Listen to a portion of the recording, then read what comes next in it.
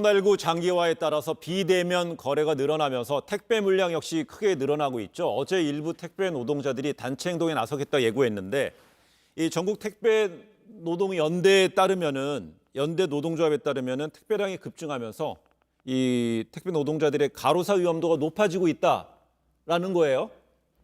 네, 이게 네. 과로사 위험도가 왜 높아지냐면은 즉 과로사 위험도가 높아져서 21일부터 분류 작업을 거부하겠다 지금 이렇게 밝혔거든요. 택배가 우리 집 앞에 어떻게 배달이 되냐면은 일단 택배를 보내잖아요, 붙이잖아요. 그러면은 이 택배 회사 측에서 처음 초벌 분류를 합니다. 그러면 마포구, 강동구 하는 식으로 그 두 번째 분류를 할 때는 이 택배 기사님들이 다 모여가지고는 강동구 배달하는 사람, 마포구 배달하는 사람 이렇게 해가지고는 거기서 이렇게 소분류를 하고 그다음에 일정 부분씩 차에 싣고 가서 집집마다 배달을 하는 거예요. 예. 택배 기사님들은 특수고용직이라 그래가지고 근로기준법상의 적용을 받지는 않지만 이런 노동법상의 쟁의행위는 할 수 있고 이분들은 특수고용직이기 때문에 그 고정 급여를 받는 게 아니라 배달하는 건수마다 이렇게 단가를 매기고 수수료를 받는 시기거든요. 네. 근데 이게 문제가 뭐냐면은 코로나 비대면 시대, 그다음에 명절 가까워서요. 그리고 택배 물량이 지금 급속도로 늘어난 상황인데 저 분류 작업을 할 때는 내가 배달하는 것뿐만 아니라 같은 지역에 다른 기사님들이 배달하는 것까지 같이 일을 도와야 되는데 이거 분류하는 시간이 배달하는 시간만큼 거의 절반의 시간을 차지를 하는데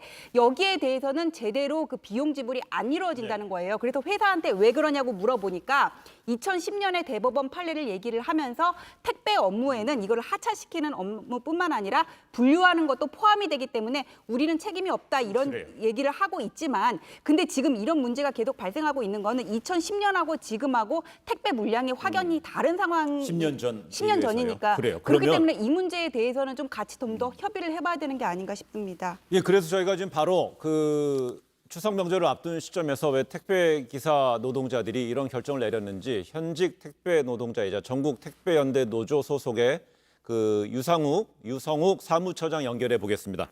유 처장님 나와 계시죠? 네, 안녕하세요. 예. 평소 분류 작업에 시간이 얼마나 걸리는 겁니까? 저희들이 분류 작업을 보통 아침 9시, 7시부터 시작하고요. 9시부터요? 네, 아침 7시부터 시작하고요. 예, 그러한 업무를 오후 보통 1, 2시까지 합니다. 예. 예, 그러면 통상 하루에 한 6, 7시간을 하게 되고요. 예. 이제 그 이후에 배송을 나가는데 보통 배송은 밤 8시, 9시까지 하게 되니까 예.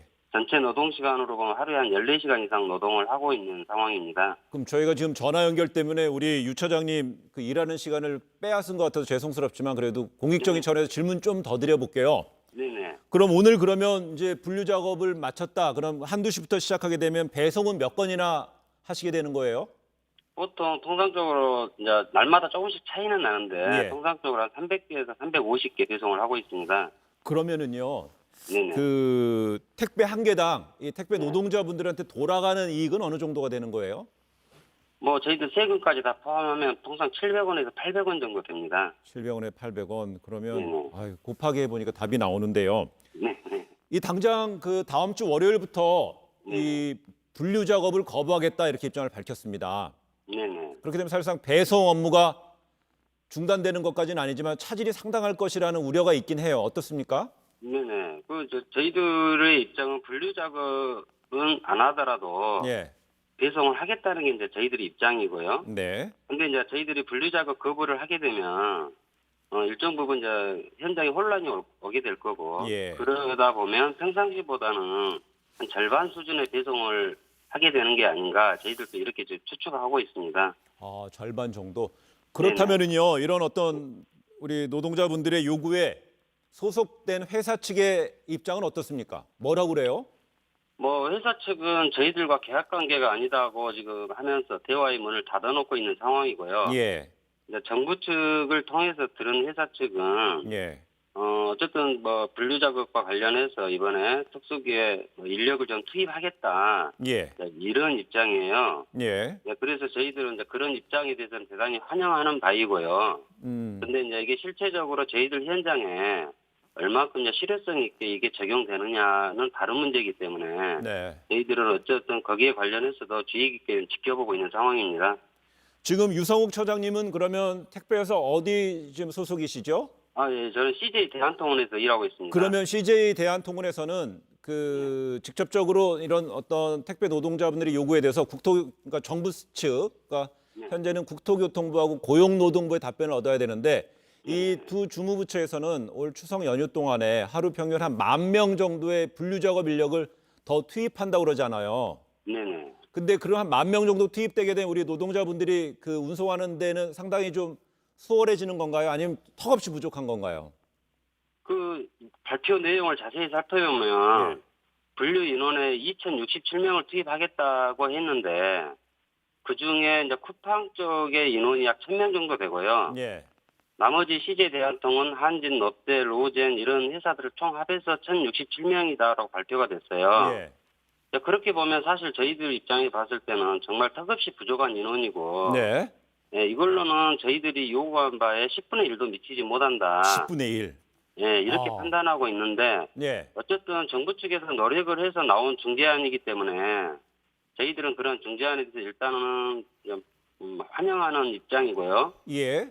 그래서 이제 이게 아까도 말씀드렸다시피 현장에 얼마만큼 우리한테 도움이 될란가에 대한 실효성의 여부에 대해서는 좀 더 지켜보고 판단하도록 하겠습니다. 그럼 유성욱 처장님, 네. 그럼 정부에서 1만 명 추석 연휴 기간 동안 1만 명을 더 투입하겠다. 이 분류 작업하는데요. 그렇게 되면 21일 다음 주 월요일부터 그 운송만 하겠다, 분류 작업 안 하겠다고 했던 그 사항 입장은 바뀌는 거예요? 아니면 그럼에도 계속 그 분류 작업은 안 하게 되는 거예요? 아니요, 일단은 정부의 입장을 환영하는 입장이기 때문에 네. 21일부터는 정상 근무를 할 겁니다. 아, 그렇게 되는 거죠. 네네. 그런데 만약에 그럼 마지막 하나만 질문 드릴게요. 추석 연휴 기간 동안에는 10,000명을 추가 투입해서 한다 그러니까 우리 전국 택배 연대 노조에서는 받아들이는 거잖아요. 대신에 네네. 추석 연휴가 끝나고 나서요. 네네. 그 10,000명 인력이 다시 그 투입이 안 되게 되면 또 어떻게 되는 거예요? 그래서 저희들은 이제 이번에 을지로위원회랑 같이 네. 그 노사정 민관 공동 기구를 설립을 해서 그 기구를 통해서 추가적으로 택배 노동자들의 과로사 문제와 네. 또는 택배 노동자들의 장시간 노동의 문제를 어쨌든 끊임없이 같이 고민하고 같이 대안을 모색해보는 어떤 그런 활동을 할 거고요. 예.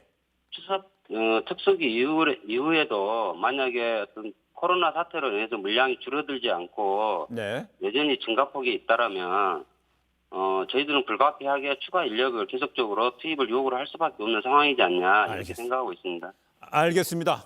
지금까지 유성욱 전국 택배연대 노조 사무처장님과 통화 한번 해봤습니다. 전화 연결 고맙습니다. 네, 고맙습니다. 네, 안전하게 저기 배송하시고요.